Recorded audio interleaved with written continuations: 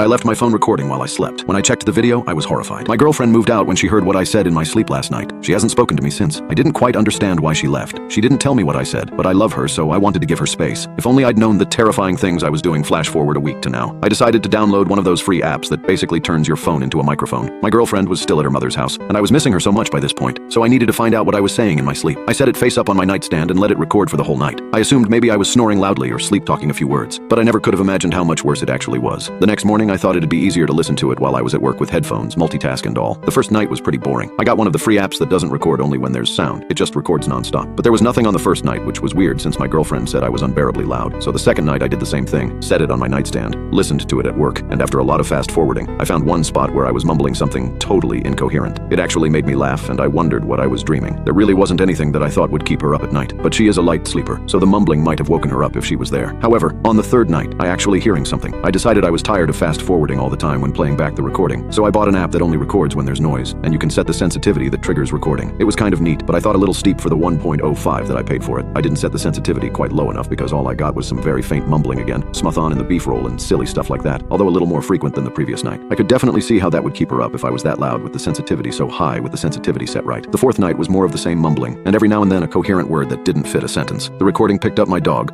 Lilith, moving around and breathing. At one point it made me chuckle that she's such a mouth breather, but again it was one more thing to keep my girlfriend awake. I texted her after that night to see how she was doing and let her know I was recording myself at night so I could better understand why she has a hard time sleeping around me. Hey sweetie, how have you been? How's your mom? I asked her. Hey Rylan, I've been good. She is good too. I texted again saying, I just wanted to let you know I've been recording myself at night so I know why you haven't been able to sleep. But a whole 5 minutes went by with no response. She was replying instantly before, so I texted again. I know that probably sounds creepy. I just wanted to show I'm trying to do something about it. I never got a reply to any of my last few messages. I figured I weirded her out with the night recordings, but wasn't going to overthink it. I set my phone up for the fifth night, but forgot to listen to it while I was getting ready in the morning. I was already in the car on my way to work when I thought of it, so I just waited till I was at work. I was sitting at my desk, by my desk with a headphone in one ear. There was a pretty long recording compared to the other nights. I bet my dumb dog was breathing right next to the phone all night. Right away, guess what I heard? Big old breathes from none other than Lilith. I had to laugh. Here, I thought I was talking in my sleep, and it was just my dog snoring that was keeping my girlfriend awake. In the middle of the recording, I got a text from her. Sorry, my phone died and wouldn't charge yesterday. It isn't you that keeps me up, it's the other voices. What does that mean? The recording was still playing in the background. Erlen, what was I saying? Ryle. It kind of sounded like I was saying my name. I don't know.